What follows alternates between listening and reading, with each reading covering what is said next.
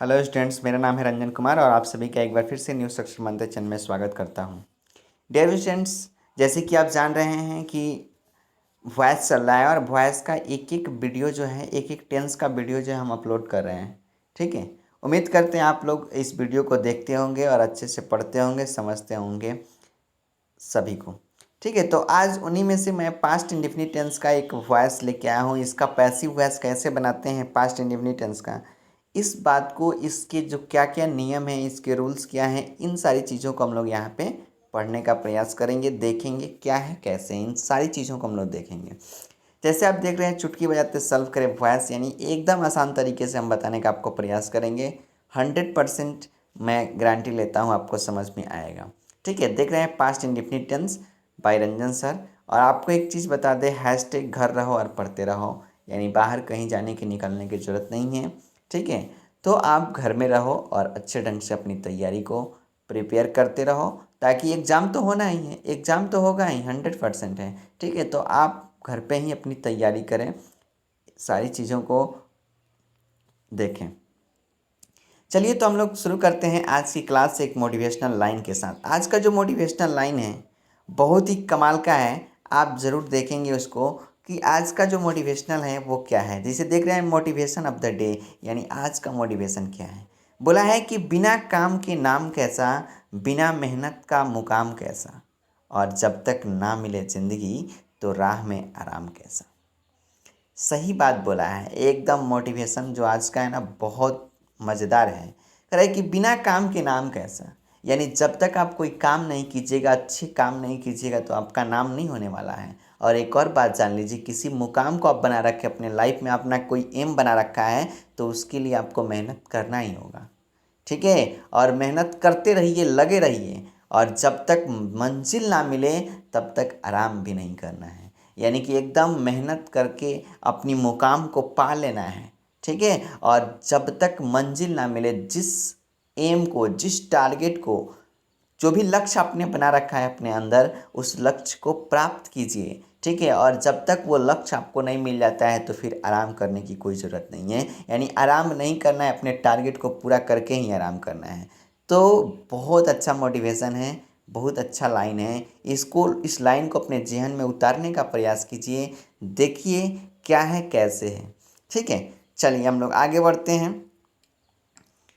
बताया है pronoun change. Pronoun change हम बार बार हर एक वीडियो में आपको बता रहे हैं और यहाँ भी बताने का प्रयास करेंगे, और आपको समझ में आ गया होगा कि सब्जेक्ट के स्थान पे है तो ऑब्जेक्ट पे मी जाएगा, वी है तो अस होगा, यू का यू होगा, ही का हिम होगा, सी का हर होगा, दे का देम होगा, इट का इट होगा, और कोई भी नेम रहता है, ठीक है, तो नेम ही होगा। इस तरीके से ऑब्जेक्ट, लेकिन यही ऑब्जेक्ट से जब सब्जेक्ट के जगह पे जाता है, जैसे मी है तो आई हो जाएगा, वी का, अस का वी हो जाएगा, यू का यू हो जाएगा, हिम का ही हो जाएगा, ऐसे कुछ आप बदल सकते हैं। ठीक है, तो ये समझ में आ गया होगा आपको प्रोनाउन चेंज, कि सब्जेक्ट से ऑब्जेक्ट के स्थान पे जाता है तो क्या होता है, ऑब्जेक्ट से सब्जेक्ट के स्थान पे। ये याद रखिएगा, इंपॉर्टेंट चीज़ बनता है। ठीक है, चलिए हम आपको बताते हैं आज का जो पास्ट इंडेफिनिट टेंस का पैसिव वॉइस बनाने का नियम। ठीक है, यानी कि पास्ट इंडेफिनिट टेंस का पैसिव वॉइस कैसे बनाएंगे, इसका नियम क्या होता है, यहाँ पे आप देखेंगे। मात्र 3 रूल्स हम आपको बता रहे हैं बार बार, यही आपको अप्लाई करना है, इसको रट जाना है। ऑब्जेक्ट को सब्जेक्ट के जगह, पहला काम, ऑब्जेक्ट जो होगा सब्जेक्ट के जगह पे। दूसरा, पास्ट इंडेफिनिट में जो क्रिया होती है मेन वर्ब, वो भी टू में आता है।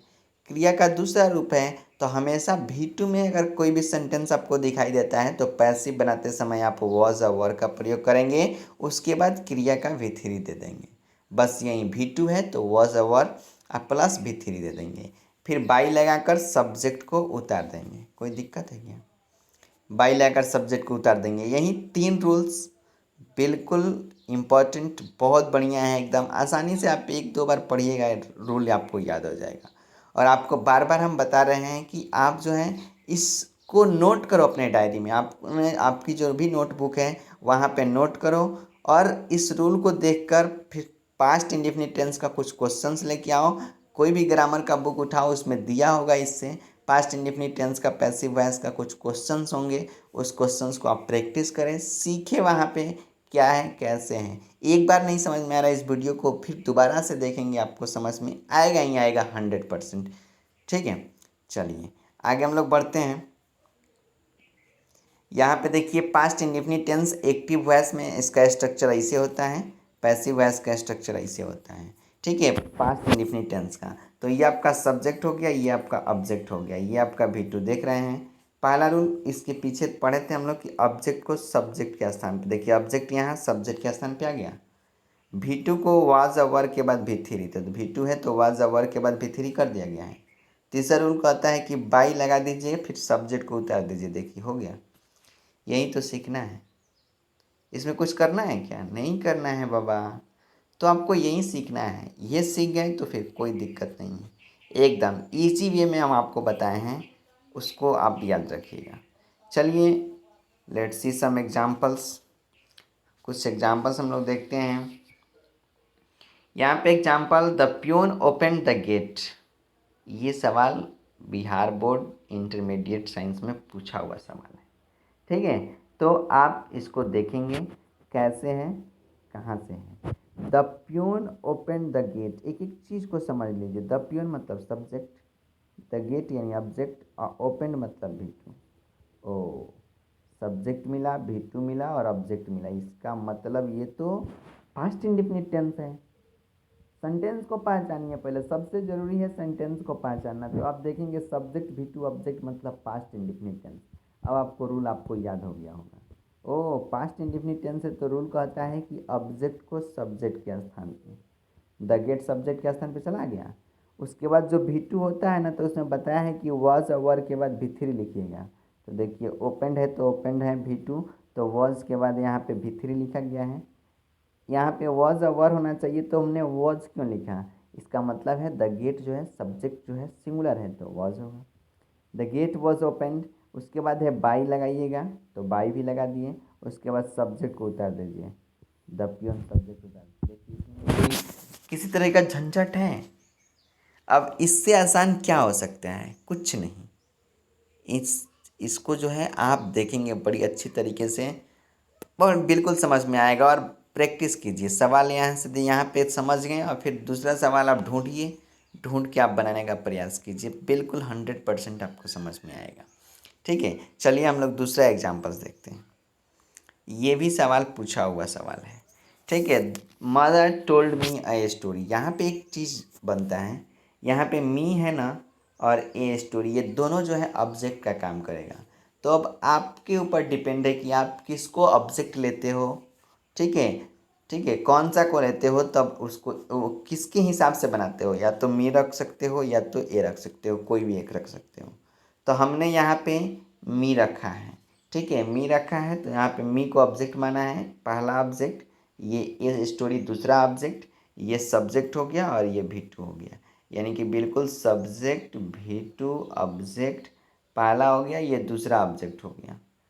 तो इससे घबराने की कोई ज़रूरत नहीं है, आप किसी एक ऑब्जेक्ट को लेके चलो।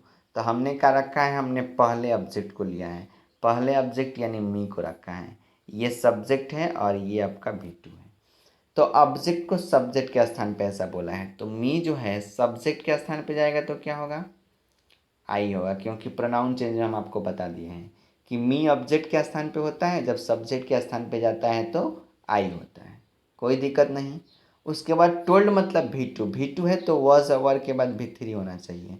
तो टोल्ड के बाद देखिए वॉज आ गया, क्योंकि आई के साथ वेयर नहीं लगता है, वॉज लगता है, तो आई वॉज। यहाँ पे टोल्ड है ना तो टोल्ड लिख दिए, बिल्कुल सही।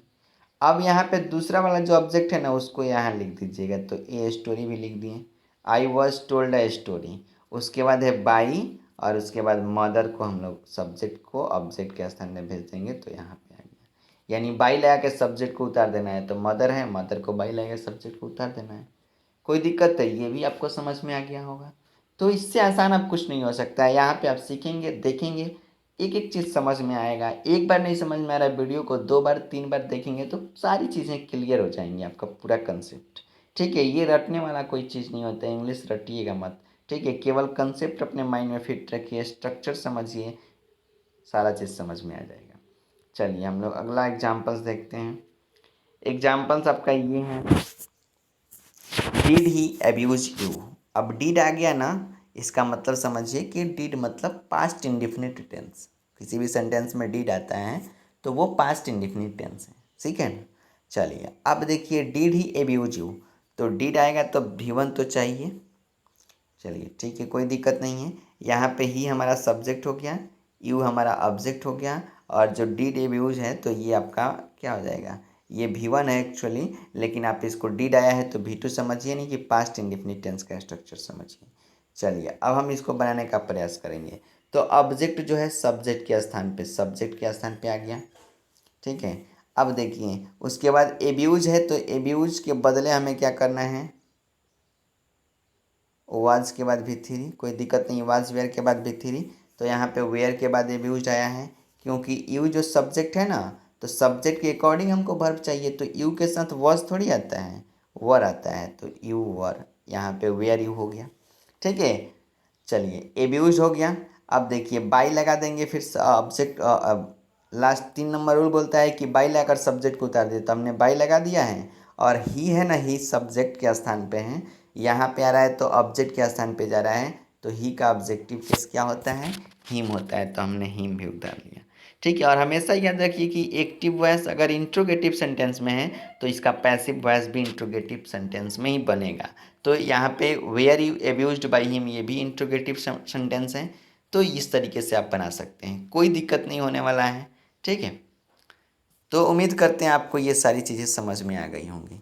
जब ये सारी चीज़ें आपको समझ में आ जाती हैं तो मेरा भी कुछ काम करना होता है ना, आपको लाइक ज़रूर कीजिएगा, ठीक है। साथ में शेयर भी करें वीडियो को, अपने दोस्तों के पास, अपने फ्रेंड्स के पास, अपने छोटे भाई बंधु को भी दिखाने का प्रयास करें, ताकि वो भी इस चीज़ को समझ सकें, इस चीज़ को जान सकें, ठीक है। और साथ में अभी तक हमारे चैनल को सब्सक्राइब नहीं किया है तो सब्सक्राइब ज़रूर कर लें, ताकि हमारी हर एक वीडियो आप तक क्या है, ईजिली पहुंच जाए। तो सब्सक्राइब करना बहुत ज़रूरी है, ताकि आसानी से आपको नोटिफिकेशन इसकी मिल जाएगी कि वीडियो अपलोड हो चुका है, चाहे जो भी जिस तरह का है। तो आज के लिए इतना ही, फिर मिलते हैं हम लोग अगले वीडियो में, तब तक के लिए bye bye, take care, love you all of you, जय हिंद जय भारत।